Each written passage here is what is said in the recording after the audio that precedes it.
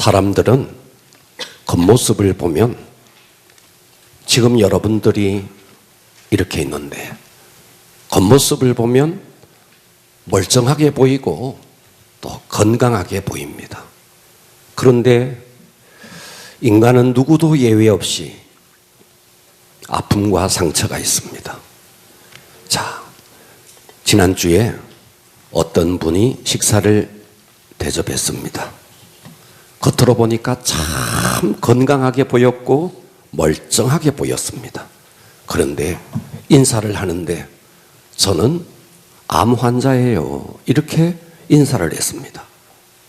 겉모습을 보니까 전혀 느낄 수가 없었어요. 화장을 해서 그런지 어떤지는 모르겠지만 겉모습은 전혀 아니었는데 암 환자입니다, 이렇게 인사를 했습니다. 우리들 가운데 나는 병이 없습니다, 그렇게 말할지 모르겠지만 어쩌면 나도 알지 못하는 병이 내 속에 있을 수 있습니다. 자, 사람의 병은, 육체의 병은 차라리 수술을 하거나 또 약을 통해서 고칠 수 있기 때문에 덜 심각할 수 있습니다. 그런데 육체의 질병보다 훨씬 더 치명적인 질병은 마음의 병입니다. 자, 이 마음의 병은 우리가 살아가면서 많은 사람들과의 관계 속에서 상처 때문에 생깁니다. 우리는 어려서부터 부모로부터 상처를 받았고 형제로부터 상처를 받고 또 학교에 가서 친구들에게 왕따를 당하고 또 상처를 받고 선생님으로부터 상처를 받고 결혼 후에 남편이나 아내로부터 또 상처를 받고 강박한 남편의 그 말이 가슴에 피멍이 들어있는 그런 여인들이 있습니다. 그런가 하면 직장이나 사회에서부터 상처를 받고 여성들은 시댁으로부터 상처를 받고 시어머니로부터 시누이로부터 이런 상처들이 참 많습니다. 자, 그런가 하면 믿는 우리들도 교회에서 목회자에게 상처를 받고 또 목회자는 성도에게 상처받고 또 성도끼리 상처를 주고받습니다. 자, 부자이든 가난한 사람이든 남자이든 여자이든 어른이든 아이이든 상처에서 열애된 사람은 한 사람도 없습니다. 자, 1월을 가지고 제뉴얼이라 그럽니다. 자, 이 제뉴얼이라는 단어는 그리스의 신 야니리우스, 자, 이것을 야누스 신이라 그러는데 이 야누스 신에서부터 비롯됐습니다. 자, 이 야누스 신은 문을 지키는 신입니다. 그러니까 입구 쪽을 출입, 그러니까 입구 쪽을 보기도 하고 출구 쪽을 보기도 합니다. 한 얼굴인데 사람은 몸은 하나인데 얼굴이 두 개입니다. 한쪽은 들어오는 쪽을 보고 한쪽은 나가는 쪽을, 그래서 얼굴의 앞과 뒤에 얼굴이 있습니다. 자, 이건 또 다른 의미로 한 얼굴은 행복을 의미하고 또 다른 한 얼굴은 불행을 상징합니다. 어느 날 정월 초하루 로마인에게 한 사람이 그 집에 인기척이 났습니다. 누구시오? 나는 행복의 신이요. 그래서 이 사람은 너무너무 좋아서 웰컴 환영합니다. 그래서 그분이 입구를 통해서 집 안으로 쑥 들어왔습니다. 그런데 들어오는 뒷모습을 보니까 또 다른 하나의 얼굴이 있습니다. 당신은 도대체 누구시오? 나는 불행의 신이요. 아니, 왜 정월 초하루에 우리 집에 불행의 신이 우리 집 온단 말이요? 나가시오. Get out. 나가시오. 그랬더니 이 신이 이렇게 말합니다. 나는 한 몸에 붙어있는 두 개의 얼굴입니다. 나 불행이 나가면 나 축복도 나갑니다. 나 축복이 들어오면 나 행복도 들어옵니다. 그러니까 우리 인간의 삶 속에는 행복과 불행, 고통과 기쁨, 시험과 축복이 항상 공존한다는 거예요. 어떤 사람에게 나는 축복만, 어떤 사람에게 나는 불행만, 그렇지 않습니다. 축복과 불행은 항상 공존합니다. 자, 오늘의 본문, 자, 이 야고보서는요, 자, 이 저자가 누구냐 하면 예수님의 동생, 친동생 야고보입니다. 자, 바울이 로마서를 집필했습니다. 그래서 초대교회에 이 로마서가 많이 편만하게 퍼져 있었습니다. 로마서가 확장되면서 바울의 이 신득이 오직 믿음으로 구원받는다라는 이 교리를 곡해한 사람들이 너무 많았습니다. 우리는 믿음으로 구원받기 때문에 우리의 행위는 아무것도 필요 없다. 그래서 그들은 이 바울의 로마서를 오해했습니다. 그래서 이 로마서가 편만이 퍼져 있는 이 초대교회 당시에 예수님의 친동생이었던 야고보가 바른 진리로 이끌기 위해서 야고보의 말년에 오늘 이 본문 야고보서를 기록했습니다. 자, 야고보서는 크게 두 가지 주제가 있는데 첫 번째 주제는 시험에 대해서, 시험을 잘 견디는 자는 복이 있다, 이런 주제. 또 하나의 주제는 행함으로, 믿음은 행함으로 그것이 증명되어진다. 믿음과 행함이 올바른 관계 속에서 우리의 믿음이 정립되어진다. 행함이 없는 믿음은 죽은 믿음이다 하면서 믿음에 대해서, 시험에 대해서 하나의 주제를 가지고 있고, 또 하나는 행함이 없는 믿음은 헛된 믿음이다 라는 이야기를 하고 있습니다. 자, 오늘의 본문은 시험과 축복에 대한 말씀입니다. 자, 그래서 오늘의 설교 제목, 이렇게 시험과 축복을 관리하라.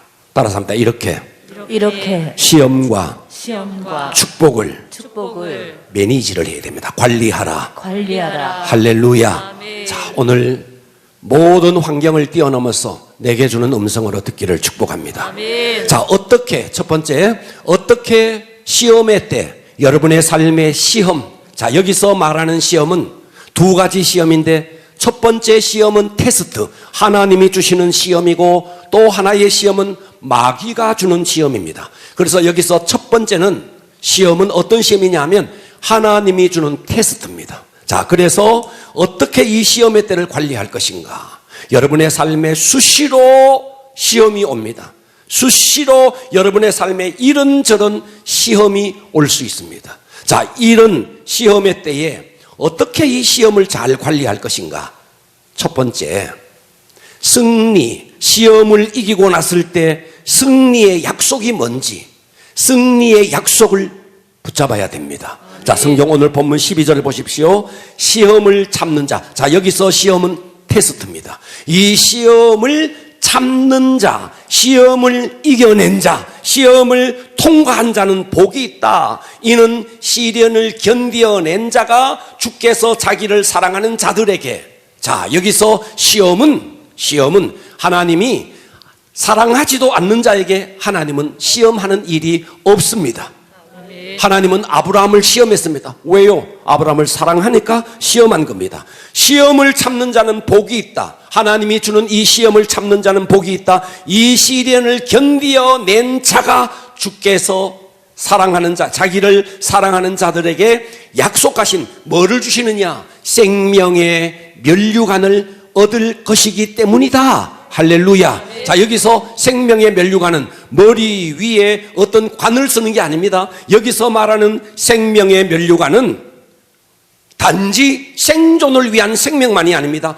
풍성한 하나님의 생명, 풍성한 하나님의 기쁨, 생명의 면류관은 희열이 넘치는 삶, 이것이 생명의 면류관입니다. 자, 생명의 면류관, 그러니까 뭘 머리에 쓰고 관을 쓰고 그게 아닙니다. 풍성하고 기쁨이 넘치는 삶이 생명의 면류관이라고요. 자, 그래서 하나님은 사랑하는 자를 시험하는데 이 시험을 참아내는 자에게 하나님은 약속을 주셨다. 어떤 약속을 주셨느냐?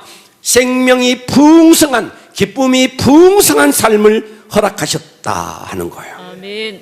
할렐루야. 아멘. 자, 그리스에서 시작된 올림픽 경기에서 가장 마지막 날 하이라이트는 마라톤 경기입니다. 마라톤 경기의 최종 승리자에게 황제가 나와서 올리브 관을 만들어서 월계관을 씌워줍니다. 자, 이 고대 올림픽의 광경을 한번 생각해 보십시오. 올림픽에서 가장 꽃은 마라톤입니다. 마라톤의 주자는 42.195km의 먼 레이스를 달리고 끝까지 달려서 마지막 스타디움으로 들어옵니다. 스타디움으로 그 주자들이 들어오면 모든 관객들은 그 자리에서 다 기립합니다. 그리고 끝없이 박수갈채를 보냅니다. 그리고 1등한 자는 시상대에 오릅니다. 그 시상대에 딱 올랐을 때 황제가 그의 머리에 월계관을 씌워줍니다. 자, 한번 상상해 보십시오. 이 월계관을 씌워줬을 때 이 마라톤 주자는 그동안 이 마라톤을 위해서 얼마나 피땀을 흘리면서 그 힘들고 어려운 시간들을 견뎌냈습니까? 그리고 42.195km 목이 마르고 숨이 가쁘고 그 무수한 고난들을 다 겪어내고 드디어 스타디움으로 들어왔고 모든 관객들이 일어나서 박수갈채를 보내고 그리고 시상대 위에 올랐을 때 황제가 그의 머리에 월계관을 씌워주니 여기에서 나온 것이 바로 생명의 면류관입니다. 자, 이때 이는 그 시상대 위에 올라서 아마도 그는 자기 자신에게 이렇게 말할 겁니다. 그래, 네가 잘 참았어. 너는 정말 잘 달렸어. 그 힘든 훈련을 잘 견뎌냈고 42.195km 숨이 막히고 정말 몸이 다 망가질 것 같은 초죽음과 같은 그런 상태를 다 견뎌내고 네가 오늘 이 면류관을 받는 거야. 아마도 기쁨과 감격의 고백을 했을 것입니다. 여러분, 시험을 이겨낸 자, 하나님은 시험할 때 사랑하는 자를 시험합니다. 사랑하지 않는 자는 시험 자체를 하지 않습니다. 하나님은 사랑하는 자에게 시험하는데 그 시험을 잘 통과한 자에게 생명의 면류관을 주니 그 생명의 면류관이 뭔데? 머리 위에서는 관이 아닙니다. 기쁨과 희열이 넘치는 삶입니다. 할렐루야. 시험을 잘 견뎌낼 때 주어지는 축복이 뭐냐? 생명의 면류관이다. 풍성한 기쁨이다. 그래서 우리의 삶에 시험이 올 때 이 시험을 이겨내기 위해서 시험을 견뎌낸 자에게 주어지는 축복을 기억해야 합니다. 아멘. 할렐루야. 아멘. 두 번째, 어떻게 이 시험의 때를 관리할 것인가? 첫 번째는 승리의 약속을 붙들어라.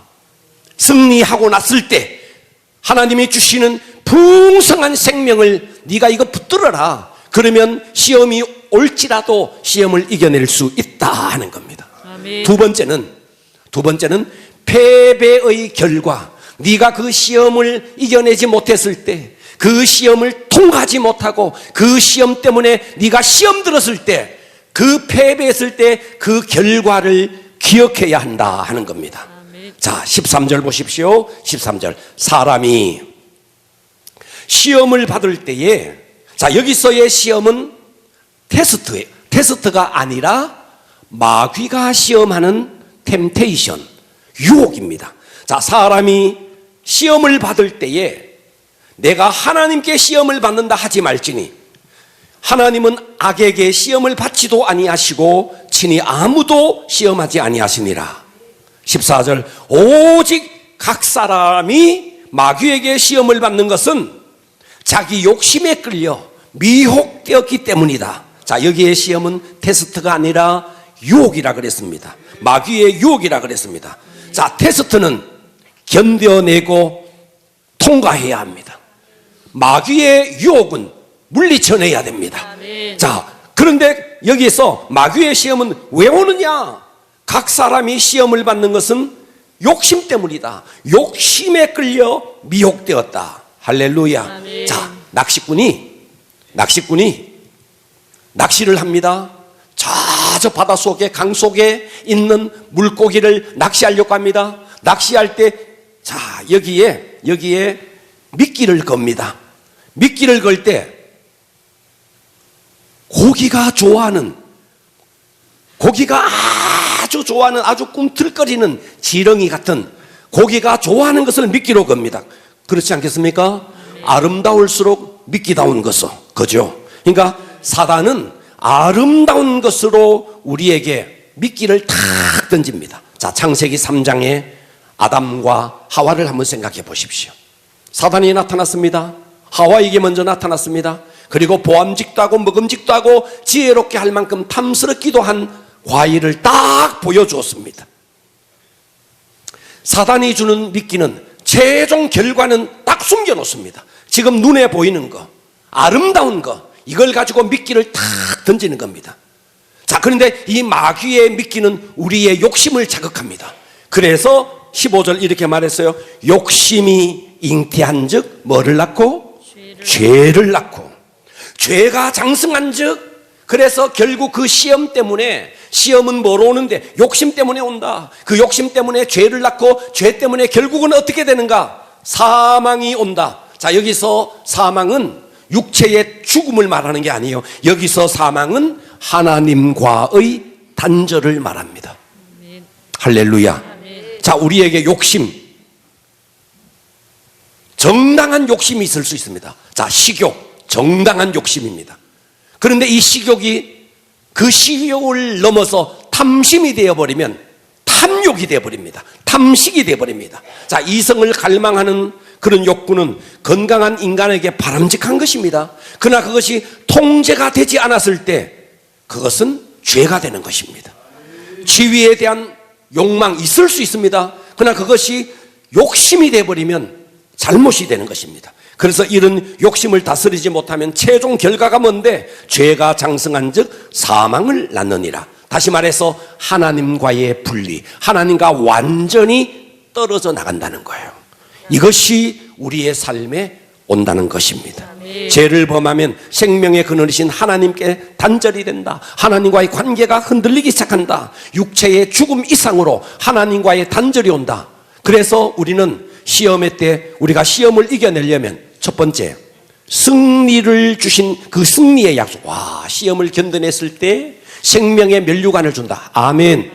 야, 시험을 견뎌냈을 때 기쁘고 감격 있는 생명이 넘치는 삶이 나에게 주어진다. 그러나 이 시험을 저버리면 어떻게 되어지는가? 욕심 때문에 오는데 이 욕심 때문에 죄를 짓고 결국은 하나님과 분리가 온다. 이 최종 결과를 기억해라 하는 것입니다. 아멘. 자, 요즘 매스컴에 보면, 참 뉴스에 보면 욕심 때문에 죄를 짓고 그 죄의 결과 때문에 비참한 결말을 겪는 사람들을 보게 됩니다. 남의 물건을 훔칩니다. 살인을 합니다. 엄청난 죄를 짓습니다. 왜요? 그 속의 욕심 때문에, 그 욕심을 다스리지 못해서. 그래서 우리는 시험의 때를 잘 관리해야 됩니다. 아멘. 첫 번째, 승리의 약속을 붙들어라. 아멘. 시험을 통과하고 나면 생명이 풍성한 기쁨이 넘치는 삶이 우리에게 주어진다. 시험에 패배했을 때 욕심 때문에 죄를 짓고 죄 때문에 결국은 하나님과 분리가 일어난다. 하나님과의 관계에 흔들림이 온다. 이것을 기억하면 우리는 시험의 때를 이겨낼 수 있습니다. 아멘. 할렐루야. 아멘. 자, 두 번째, 그러면 시험과 축복을 매니지를 해야 되는데, 두 번째는 어떻게, 자, 시험의 때를 잘 관리하고, 두 번째는 어떻게 축복의 때를 잘 관리할 것인가. 자, 여러분, 실패보다가 더 무서운 것이 승리입니다. 성공 이유가 훨씬 더 중요합니다. 자, 여호수아를 한번 생각해 보십시오. 여호수아가 여리고에서 어마어마한 난공불락의 성을 대승리를 이루었습니다. 그런데 승리 이후에 그들은 기고만장해졌습니다. 하나님의 음성에 귀를 기울이지 않았습니다. 결국 조그마한 성이었던 아이성 앞에서 처절하게 실패합니다. 다윗을 생각해 보십시오. 다윗은 그의 인생의 절정에 다윗을 상대할 적이 없었습니다. 그래서 다윗은 이제는 전장에 나갈 필요도 없었습니다. 그래서 어느 날 황실에서 아주 늦게까지 잠을 잤습니다. 모든 부하들은 출전해 있었지만 그러나 본인은 느긋하게 있던 어느 날 그는 스디슨 인생의 패배의 잔을 마시기 시작합니다. 그러니까 축복 이상으로 중요한 게 뭔데? 아니, 시험 이상으로 중요한 게 뭔데? 축복 이후라는 거예요. 그래서 우리는 축복을 잘 관리해야 됩니다. 자, 그러면 어떻게 축복을 잘 관리할 것인가? 여러분의 삶에 축복이 왔을 때 축복을 잘 관리해야 됩니다.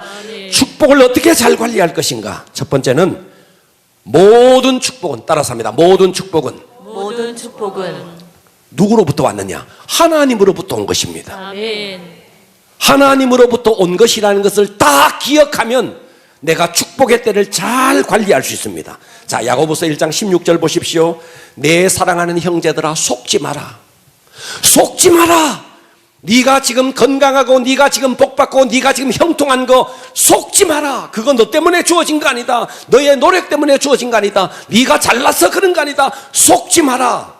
아멘. 그래서 17절 이렇게 말해요.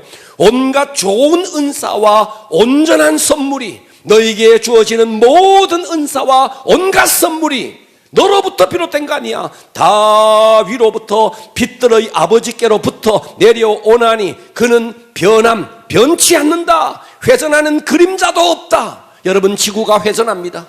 지구가 하루에 한 바퀴씩을 돕니다. 그러니까 밤이 있고 낮이 있습니다. 또 이 지구가 기울어져 있습니다. 또 이 지구가 태양을 중심으로 한 바퀴를 돕니다. 그래서 이 지구는 봄이 있고 여름이 있고 가을이 있고 겨울이 있습니다. 계속해서 이 지구는 변합니다. 계절이 변하고 낮과 밤이 변합니다. 그래서 이 지구가 변하듯이 회전하는 그림자도 없다. 하나님은 이 지구가 돌아서 봄, 여름, 가을, 겨울이 있고 이 지구가 돌아서 낮과 밤이 있듯이 하나님은 절대로 회전하는 그림자가 없다. 하나님은 변치 않는다 하는 거예요. 이 변함없으신 하나님, 이 불변하신 하나님, 지난날에도 그랬고 지금도 그렇습니다. 여러분의 인생의 장에서 경험하고 있는 모든 축복, 여러분 이 축복이 내가 잘나서, 내가 건강해서, 내가 지식이 있어서, 내가 능력이 있어서 아니라는 거예요. 온갖 선물이 어디로부터 왔느냐? 하나님으로부터. 위로부터 빛들의 아버지께로부터 왔다. 이것을 기억하면 여러분의 축복의 때 이 축복을 잘 관리할 수 있습니다. 왜? 내가 잘나서 이 축복을 받은 게 아니니까. 내가 건강한 거 내가 잘나서 그런 게 아니니까.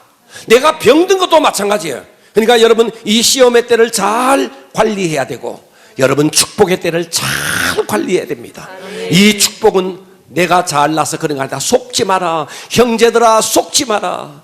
너에게 있는 이 모든 축복은 빛들의 아버지께로부터 주어졌다. 네가 잘나서 그런 거 아니다. 속지 마라. 할렐루야. 이거를 기억하면 우리는 축복의 때 교만하지 않습니다. 아멘. 사람들이 조금만 돈 벌고 성공하면 교만해집니다. 자기가 잘나서 그런 줄 아니까 교만해지는 것입니다.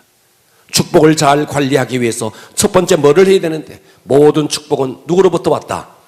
하나님으로부터 왔다. 할렐루야. 그래서 모든 축복이 하나님으로부터 왔다는 것을 우리에게 상기시키기 위해서 하나님이 명령한 것이 있습니다. 뭘까요? 그게 바로 11조예요. 너의 모든 소유, 네가 누리고 있는 모든 축복은 네가 잘나서가 아니라 하나님으로부터다 라는 것을 우리에게 상기시키기 위해서 하나님이 딱 명령했습니다. 그게 뭐냐? 11조예요. 11조. 여러분 11조는요 율법이 아닙니다. 11조는 창세기 14장에 아브라함이 전쟁을 합니다. 최초 롯이 감금되어서 그 롯을 구원하기 위해서 전쟁을 벌입니다. 상대의 세력은 훨씬 더 강했습니다. 그래서 기습으로 공격해서 아브라함은 승리자가 됩니다. 그리고 조카 롯을 구원합니다. 아브라함은 그래서 개선 장군이 되어서 고향으로 돌아옵니다. 돌아오는 길에 아브라함은 어쩌면 역시 내가 전략이 좋아서, 어쩌면 나는 계획이 적정해서, 내가 머리가 좋아서 라고 생각했을 수 있습니다. 그때 한 메신저가 딱 등장합니다. 멜기세덱이 등장합니다. 창세기 14장 20절. 잠시 교만해질 수 있는 이 아브라함에게 딱 등장합니다. 등장해서 이렇게 말합니다. 너의 대적을 네가 지금 전쟁에서 이겼다. 너의 대적을 네가 지식이 있어서, 네가 지혜가 있어서, 네가 능력이 있어서, 네 계획이 살아있어가 아니야. 네 손에 붙이신 지극히 높으신 하나님을 찬송할지로다. 할렐루야. 네가 전쟁에서 이겼어. 내 능력이 아니야. 지극히 높으신 하나님의 계획 속에 이루어진 거야. 딱 상기시켜 줍니다. 할렐루야. 그때 아브라함이 뭐 하느냐? 함에 아브라함이 그 얻은 것, 전리품, 전쟁에서 얻은 전리품, 그 얻은 것에서 10분의 1을 11조가 여기에 최초로 등장하는 겁니다. 멜기세덱에게 주었더라. 아멘. 할렐루야. 아멘. 네, 우리의 승리의 근원은 내가 아닙니다. 아멘. 형제들아 속지 마라. 아멘. 너 지금 사업이 잘 되고 있는 거 속지 마라. 네가 능력이 있어서 그런 거 아니야. 하나님이 하신 거야. 아멘. 그래서 하나님이 우리의 축복의 근원이 하나님이라는 것을 잊지 않게 하기 위해서 11조를 명한 것입니다. 아멘. 여러분, 축복의 때를 잘 관리해야 합니다. 아멘. 이 축복의 때를 잘 관리하기 위해서 어떻게 해야 되는데, 바로 모든 축복의 근원은 하나님으로부터 온 것이다. 아멘. 이것을 기억하라 하는 것입니다. 아멘. 그러면 어떻게 축복을 잘 관리할 것인가? 두 번째는 하나님의 뜻을 따라서 진리의 말씀 따라서입니다. 말씀을 붙잡아라. 자, 야고보서 1장 18절 오늘 본문이죠. 자, 18절 보십시오. 그가 하나님께서 그 피조물들 중에, 이 땅에 많은 피조물들이 있습니다. 그 피조물들 중에 우리 인간을 우리로 한 첫 열매가 되게 하시려고 자기 뜻, 하나님의 뜻을 따라 진리의 말씀으로 우리를 낳았다 하는 겁니다. 자, 오늘 이 말씀이 무슨 말인가 보십시오. 여러분이 결혼해서 아들을 낳았습니다. 아들을 낳았더니 이 아들이 떡두꺼비 같습니다. 사람들이 다 칭찬합니다. 아들 인물 좋다고, 떡두꺼비 같은 아들을 낳았다고 다 칭찬합니다. 기분이 좋았습니다. 자, 상상 한번 해보십시오. 그런데 이 아이가 학교를 들어갔습니다. 학교를 들어갔는데 인물은 떡두꺼비 같이, 인물은 좋은데 공부를 못합니다. 그럼 부모가 기뻐요, 슬퍼요? 듣고 계십니까? 인물이 좋다니까. 인물이 좋다니까. 자, 인물이 좋은 아들이 학교 가서 공부를 잘하면 얼마나 좋을까요? 그래야 안 그래요? 그렇겠죠, 그죠? 근데 인물은 좋은데 공부를 못한다. 저 꼴찌에서 한두 번 하고 있다. 참 부모의 마음이 슬플 겁니다. 자, 다시요. 이 아이를 낳았더니 아주 인물이 좋아요. 학교에 들어갔더니 공부를 잘해요. 이야, 부모가 얼마나 좋을까요? 얼마나 좋을까요? 공부를 잘합니다. 자, 그런데 학교를 졸업했어. 학교를 졸업했는데 취직을 못해요. 돈을 못 벌어. 인물 좋다니까. 공부 열심히 해서 공부 잘했다니까. 아주 A 플러스를 맞았어요. 그런데 돈을 못 벌어. 그러면 어때요? 슬퍼요. 듣고 계십니까? 상상을 한번 해보시자고요. 그런데 이 아들을 낳았는데 인물이 좋아. 학교를 보냈더니 공부를 잘해. 공부를 잘하더니 또 취직을 해서 돈도 잘 벌어. 그런데 돈은 잘 버는데 부모에게 효도는 안 해. 그럼 듣고 계시죠? 부모에게 효도는 안 해. 그러면 부모의 마음이 슬플 겁니다. 자, 오늘 본문은 이렇게 말합니다. 그가 피조물들 중에 우리로 첫 열매가 되게 하시려고 하나님의 뜻을 따라서 진리의 말씀으로 우리를 낳았대요. 우리가 예수 그리스도의 십자가의 보혈을 믿고 대속을 믿고 우리가 하나님의 자녀가 되었습니다. 거듭났습니다. 이 우리가 거듭난 것은 하나님의 뜻을 따라서 거듭난 것입니다. 자, 거듭났으면 하나님의 기대가 있는 겁니다. 부모가 자식을 낳았으면 그 자식은 학교를 들어가면 공부를 잘해야 되고, 학교를 졸업하면 취직을 잘해서 돈을 잘 벌어야 되고, 돈을 잘 벌면 부모에게 효도해야 합니다. 그런데 이것을 못하면 부모에게 기쁨이 되지 못할 겁니다. 하나님은 독생자를 십자가에 못 박으면서 우리를 낳았습니다. 아멘. 하나님이 우리를 독생자를 주시면서까지 우리로 하여금 거듭나게 하시고 하나님의 자녀가 되게 하셨다면, 부모에게 아들이 태어났다면 그 아들이 자라는 과정 속에서 부모에게 기쁨이 되어야 하듯이 우리는 하나님의 뜻을 최종적으로 수행하는 자가 되어야 한다, 이 말이에요. 아멘. 자기의 뜻을 따라 진리의 말씀으로 우리를 낳았다, 이 말은 단지 아들을 낳았다, 아들 낳은 것으로 부모에게 기쁨이 아닙니다. 학교에 들어가면 공부를 잘하고 취직을 하고 그리고 돈을 잘 벌고 부모에게 이바지를 해야 된다. 그런데 우리가 예수 그리스도의 십자가를 통해서 거듭은 났는데 더 이상 아무것도 없다. 그것은 하나님의 마음을 슬프게 하는 것입니다. 이제부터 우리의 인생은 거룩한 하나님의 뜻을 수행하는 자로 살아내야 합니다.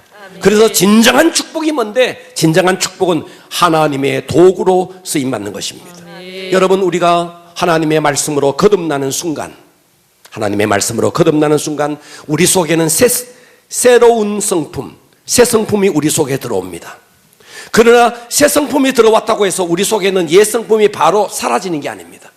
옛 성품과 새 성품은 항상 우리 속에 공존합니다. 그러면 우리는 어떻게 해야 되느냐? 항상 이 새 성품이 좋아하는 것, 새 성품이 좋아하는 것은 예배 드리고 기도하고 말씀 읽고 말씀 묵상하는 것을 이 새 성품이 좋아합니다. 새 성품이 좋아하는 것을 계속 먹여주면 새 성품이 힘을 얻습니다. 아멘. 그런데 거듭나서 우리 속에 새 성품이 들어왔음에도 불구하고 내 속에 옛 성품이 그대로 있습니다. 그런데 신앙생활 하면서도 새 성품에게 먹잇감을 주지 않고 옛 성품에게 계속 먹잇감을 줍니다. 옛 성품이 좋아하는 게 뭔데? 옛 성품의 먹잇감이 뭔데? 텔레비전 보는 거. 옛 성품이 좋아하는 게 뭔데? 게으르게 날마다 스마트폰 보고 게임하고, 이거 전부 다 옛 성품이 좋아하는 겁니다. 새 성품이 좋아하는 것은 말씀과 기도와 예배입니다. 아멘. 그런데 우리는 말씀과 기도와 예배, 새 성품이 좋아하는 것은 먹여주지 않고 옛 성품이 좋아하는 것만 계속 먹여주니까 옛 성품이 이 속에서 포동포동 살이 쪄 있습니다. 새 성품이 좋아하는 것은 예배예요. 그런데 예배를 드려야 할 이 새 성품은 말씀을 먹여주지 아니하니까, 비실비실하니까 예배를 드리기도 버겁고 직분을 감당하는 것도 버겁고 기도하는 것도 버겁고 다 버거운 겁니다. 우리가 거듭났으면 이제부터 새 성품이 좋아하는 것을 먹어야 합니다. 아멘. 예배와 기도와 말씀과, 할렐루야, 아멘. 이 새 성품이 좋아하는 것을 계속 먹여줘야 되는데, 그런데 새 성품이 좋아하는 것은 먹여주지 않아요. 옛 성품 좋아하는 것만 먹여요. 그러니까 직분 감당하니까 너무 버거워요. 심지어 예수 믿는 것조차도 버거워집니다. 여러분, 우리는 하나님의 기쁘신 뜻대로 하나님께서 십자가의 보혈을 통해서 우리를 낳았습니다. 아멘. 할렐루야. 아멘. 낳았습니다. 그러면 이제는 우리가 어떻게 해야 되는데, 아이가 자라서 공부를 잘하고 취직을 하고 그리고 효도를 하고 그렇게 해야 됩니다.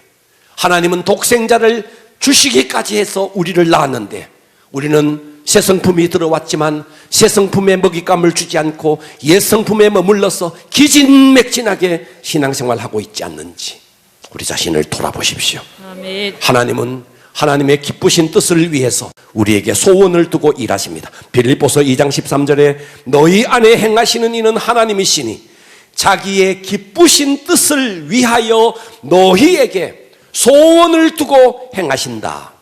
우리 모두 이 꿈을 꾸어야 됩니다. 하나님의 기쁘신 뜻을 이루기 위해서 하나님은 나를 십자가에서 독생자를 주기까지 해서 나를 낳았다. 예수님을 보십시오.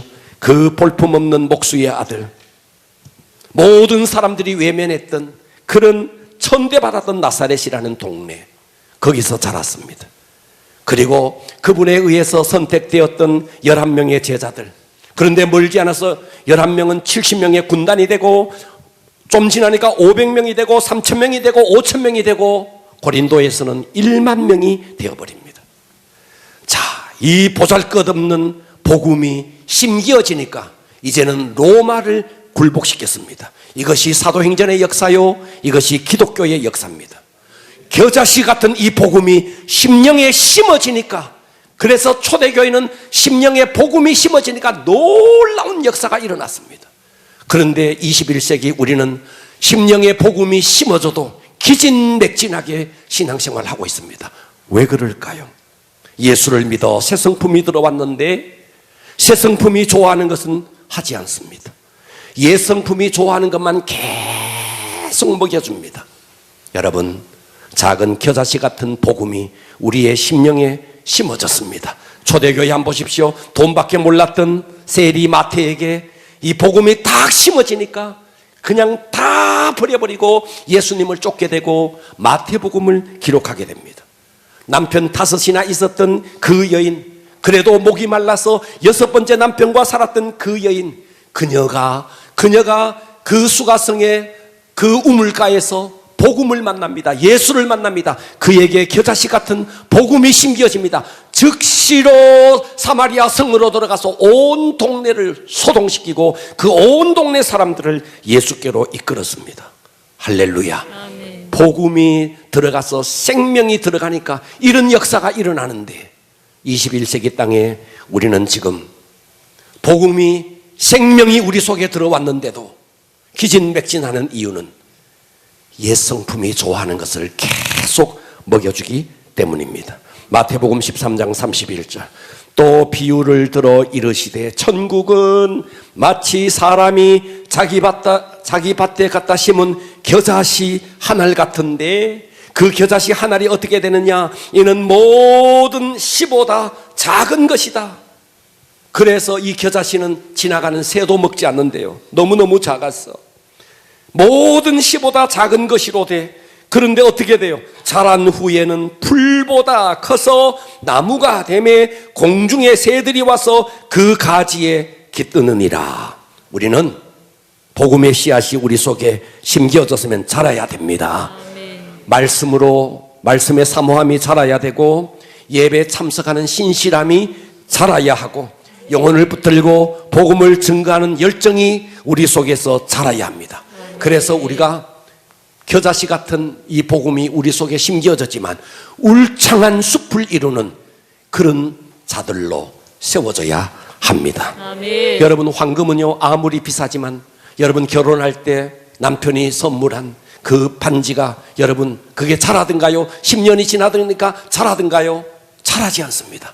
그러나 겨자씨는 미미하지만 심겨놓으면 자라서 풀보다 더 커서 큰 나무가 되어서 새들이 깃듭니다. 우리 모두 오늘의 설교의 제목, 이렇게 시험과 축복을 관리하라. 어떻게 시험의 때를 잘 관리할 것인가? 시험을 잘 통과하고 났을 때 승리의 생명의 면류관이 우리에게 약속되어 있다. 풍성한 생명, 희열이 넘치는 삶이 우리에게 약속되어 있다. 패배했을 때 어떻게 되는가? 하나님과 분리가 일어나고 결국은 하나님과의 관계에 흔들림이 온다. 이거 기억하면 우리의 삶에 수시로 오는 하나님의 테스트, 마귀의 유혹, 우리는 이겨낼 수 있습니다. 축복의 때를 잘 관리해야 됩니다. 축복의 때는, 그래서 형제들아 속지 마라. 네가 지금 축복받은 거 너 잘나서 그런 거 아니다. 위로부터 빛들의 아버지께로부터 너에게 주어진 것이다. 모든 축복이 하나님께로부터 온 것이다. 그러면 우리는 결코 교만해지지 않을 것입니다. 그리고 하나님의 뜻을 따라 진리의 말씀으로 우리를 낳았습니다. 그렇다면 이제부터 우리는 어떻게 살아야 되는가? 하나님의 뜻을 수행하는 자로 살아야 합니다. 여러분, 청년들이 우리가 축구를 합니다. 여러분, 축구를 할 때도요, 최고의 방어는 최고의 공격입니다. 공격을 계속하는 것이 최고의 방어입니다. 우리가 열심히 말씀을 듣고 예배를 드리고 복음을 전하고 이것이 시험의 때를 잘 통과하고 축복을 잘 관리하는 것입니다. 아멘. 승리할 수 있기를 축복합니다. 아멘. 우리 다 같이 일어나겠습니다. 하나님 아버지,